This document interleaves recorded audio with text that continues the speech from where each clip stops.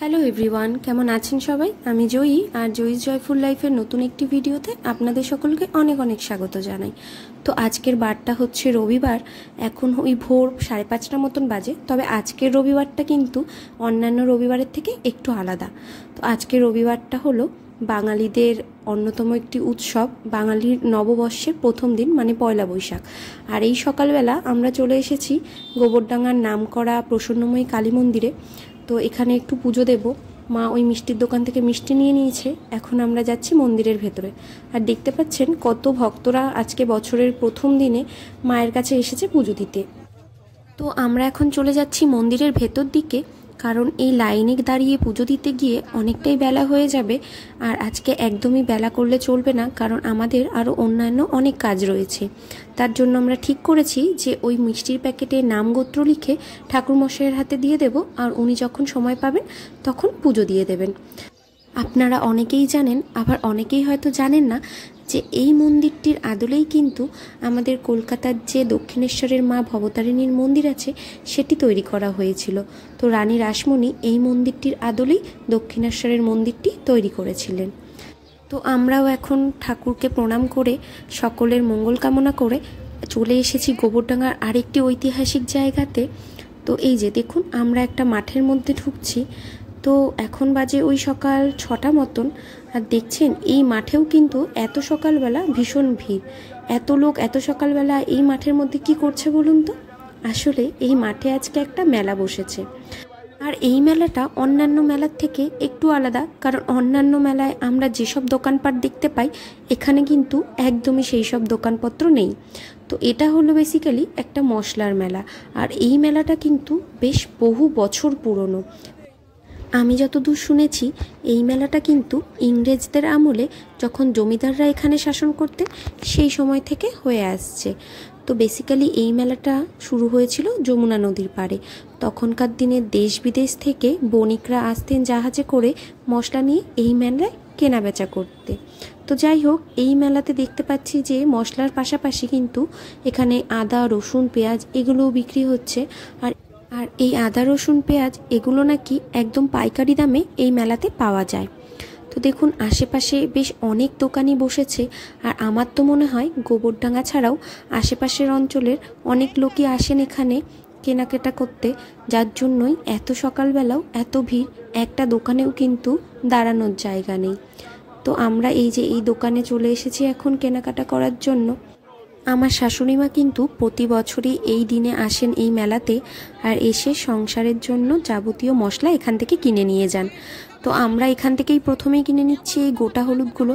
তো এখানে দেখুন এই বিভিন্ন দামের গোটা হলুদ, গুঁড়ো হলুদ সব কিছু পাওয়া যাচ্ছে। তো আমরা গোটা হলুদ নিয়ে নিচ্ছি। আর এই গোটা হলুদগুলো কিন্তু সেদ্ধ করে শোকানো হলুদ। তো এইগুলোই আমরা গুঁড়ো করে সারা বছর ধরে রান্নায় ব্যবহার করব। তো এখন হলুদ নেওয়া হয়ে গেছে, যাচ্ছে এখন যেই দোকানে হলুদগুলো ভাঙানো হবে সেইখানে। তো মেলার মাঠের পাশেই এই হলুদ ভাঙানোর দোকানটা রয়েছে। তো দেখুন আমাদের মতো আরও অনেকেই এসছেন এই দোকানে হলুদ ভাঙানোর জন্য। তো এইখানে এখন এই যে মা হলুদগুলোকে একটু বাছাই করে নিচ্ছেন, যাতে কোনো নোংরা থাকলে পরিষ্কার করে নিতে পারেন। আর হলুদগুলো কিন্তু একদমই ফ্রেশ ছিল, কোনো রকমের নোংরা বা ময়লা এতে আমরা পাইনি কিছুই। তো এখন আমরা হলুদগুলোকে ভাঙাতে দিয়ে দেব। তো আমরা আছি 3 নম্বরে, মানে আমাদের আগে আরও 2 জন ভাঙাতে দিয়েছেন। আমাদেরকে একটা ছোট্ট টোকেন দিয়ে দিয়েছে যাতে নাম্বার লেখা আছে। আর এগুলোকে এখন দিয়ে আমরা আবার মেলার মাঠে চলে যাব অন্যান্য মশলা কেনার জন্য। তো আমরা আবার মেলার মধ্যে চলে এসেছি। আর এইখানে দেখুন যারা বস্তা বস্তা করে জিনিসপত্র কিনছেন মশলাপাতি, তারা এই যে এইখানে এই বড় বড় ওজন মাপার যন্ত্রগুলো রয়েছে তাতে ওজন করে নিয়ে যাচ্ছেন। অনেককেই দেখছি জানেন তো, এখান থেকে বস্তা বস্তা মালপত্র কিনে নিয়ে যাচ্ছেন। মনে হয় তারা দোকানে বিক্রি করার জন্য নিয়ে যাচ্ছেন, নয়তো এত বস্তা বস্তা এই মশলা নিয়ে কি করবে বলুন। তো যাই হোক, এখন আমরা ভেতরের দিকে যাচ্ছি। যেই দোকানটা থেকে হলুদ কিনেছিলাম আবার সেই দোকানটাতেই যাচ্ছি অন্যান্য জিনিসপত্র কেনার জন্য। আর এখানে দেখতে পেলাম শুকনো লঙ্কা বিক্রি হচ্ছে, তাই এখানে চলে এলাম একটু লঙ্কা কেনার জন্য। তো দেখুন শুকনো লঙ্কার রঙটা একবার একদম টকটকে লাল, এখানে দাঁড়ানোও যাচ্ছে না, এত লঙ্কার ঝাঁজ। তো গন্ধ শুকেই মনে হচ্ছে বেশ ঝাল হবে।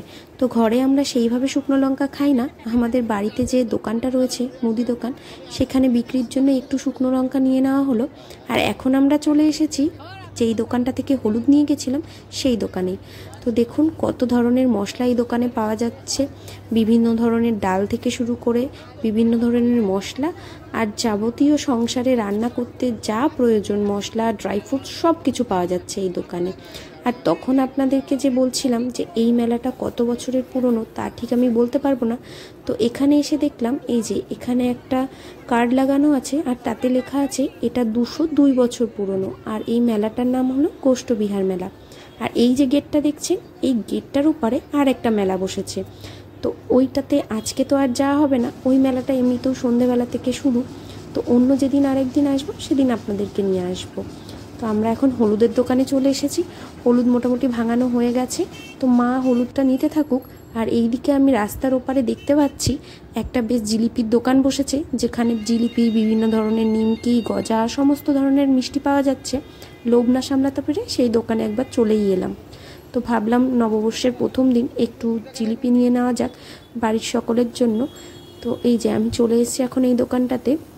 আর আমি এসে এখান থেকে নিয়ে নেব এই যে ছোট ছোট জিলিপিগুলো দেখছেন, এগুলো হচ্ছে চালের গুঁড়ো দিয়ে তৈরি। আর এই পাশে যে বড় জিলিপিগুলো ওগুলো ময়দা দিয়ে তৈরি। তো আমি এই ছোট জিলিপিগুলো নিয়ে নেব। ওই ময়দার জিলিপির থেকে আমার আবার এই চালের জিলিপিগুলো খেতে বেশ ভালো লাগে। তো চলুন একটু জিলিপি নিয়ে নিই সকলের জন্য।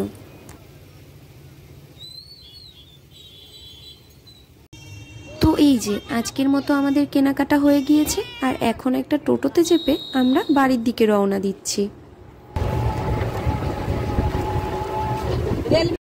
তো এখন অনেকটাই বেলা হয়ে গিয়েছে, আর বাড়ি ফেরার পথে এই দোকানটা দেখে দাঁড়িয়েই পড়লাম। ভাবলাম যে সকালের জল খাবারটা আজকে এখান থেকেই কিনে নিয়ে যাই। তো এখানে বিক্রি হচ্ছে পেটাই পরোটা আর চিকেন ঘুগনি। এটা কিনলে কলা কত? 75 টাকা। দিয়ে আসো তো, পয়সাটা একটু দিয়ে আসো ওনাকে। ভালো দেখে দিলে। আমি সব খারাপ দিয়েছি। কত টাকা তোমার? 50 টাকা। কত? 500 নিল।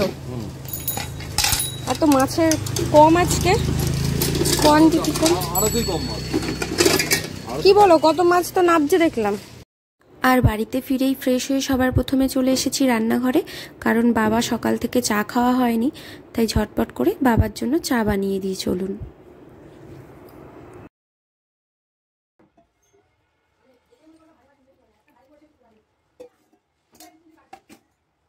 তো সকালে সবার ব্রেকফাস্ট হয়ে গিয়েছে, আর এখন হচ্ছে দুপুরের রান্না। আর আজকে আমাদের দুপুরের মেনুতে আছে চিকেন কষা, আমের চাটনি, আর মা যেহেতু চিকেন মাটন কোনোটাই খান না, তাই মায়ের জন্য রান্না হয়েছে লোটে মাছ।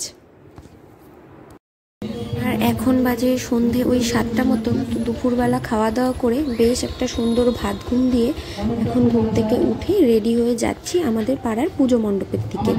তো আজকে হলো আমাদের শ্রী শ্রী বাসন্তী পুজোর মহাষষ্ঠী। তো এবছর পয়লা বৈশাখ আর বাসন্তী পুজোর ষষ্ঠী একই দিনে পড়েছে।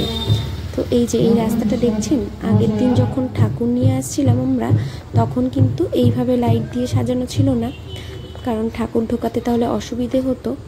তো আজকে আবার আমাদের মন্দিরের উদ্বোধনের অনুষ্ঠান আছে, তো মনে হচ্ছে সবাই চলেই এসেছে, আর উদ্বোধনের অনুষ্ঠানও প্রায় শুরু হয়ে গিয়েছে।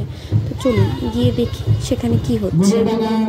পৌরসভার পৌরপিতা মাননীয় শঙ্কর দত্ত মহাশয়কে উত্তরীয় করে দিচ্ছেন আমাদের ক্লাব সদস্য অনুপ দত্ত মহাশয়। সবাইকে জোর করে হাততালি দাও।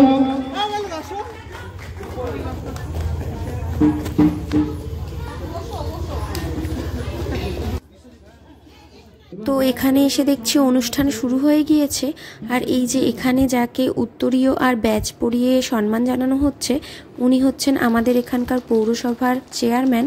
তো আজকে কিন্তু ওনার হাতেই আমাদের মন্দিরের ফিতে কেটে উদ্বোধন করা হবে।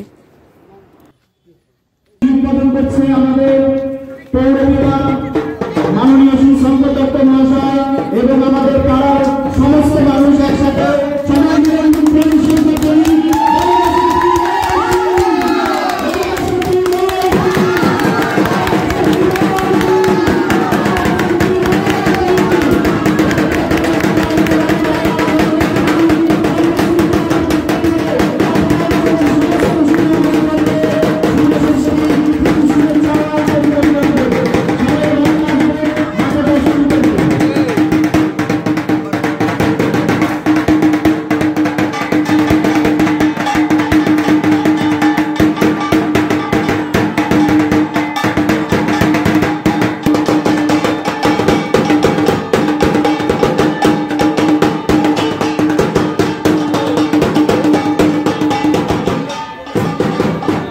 ফাউন্ডেশন ক্লাবের পক্ষ থেকে।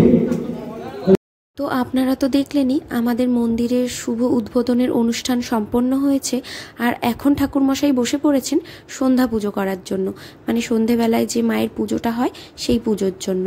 তো আমি আমার আগের ব্লগে আপনাদেরকে বলেছিলাম যে মায়ের অলংকার পরানোর পরে, মায়ের সাজ কমপ্লিট হওয়ার পরে কেমন লাগে মাকে দেখতে, সেটা আপনাদেরকে দেখাবো।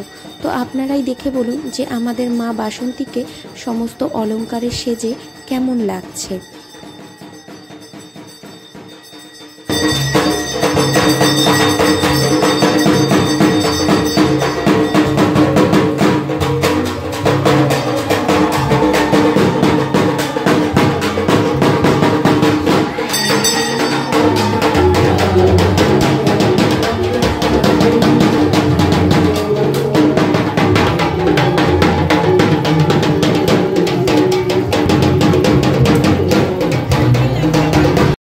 এখন বাজে রাত ওই 9টা মতন। তো আমি মন্দির থেকে বাড়ির দিকেই যাচ্ছিলাম, আর আমাদের বাড়ির ঠিক পাশেই এই যে একটা ক্যাফে খুলেছে, তো সেখানে আজকে বিরিয়ানি হয়েছে। তো আমি ভাবলাম আজকে 1 প্যাকেট বিরিয়ানি নিয়ে নেওয়া যাক। তো বাবা মা তো বিরিয়ানি খায় না, এই 1 প্যাকেট বিরিয়ানি নিলেই আমার আর ওর ভালোভাবেই হয়ে যাবে। তো বাড়িতে তো আজকে চিকেন কষা রান্না হয়েছে, এই 1 প্যাকেট বিরিয়ানি নিলেই হয়ে যাবে আমাদের। তো এই যে এখন আমি বিরিয়ানি নিয়ে বাড়িতে চলে যাচ্ছি। আর বাড়িতে এসে দেখছি যে বাবা হালকাতা করতে গিয়েছিল, তো হালকাতা করে বাবা এত মিষ্টি আর এই যে উপহার হিসেবে এই চা করার একটা বাটি পেয়েছে। তো যাই হোক, আমি এখন আমার ডিনারটা কমপ্লিট করে নিই। তো চলুন আজকের ভিডিওটি আমি এখানেই শেষ করছি। আমার ভিডিওটি আপনাদের কেমন লাগলো অবশ্যই জানাবেন, আর ভিডিওটি ভালো লাগলে একটা লাইক করে দেবেন। সকলে ভালো থাকবেন, সুস্থ থাকবেন, দেখা হবে পরবর্তী একটি ভিডিওতে।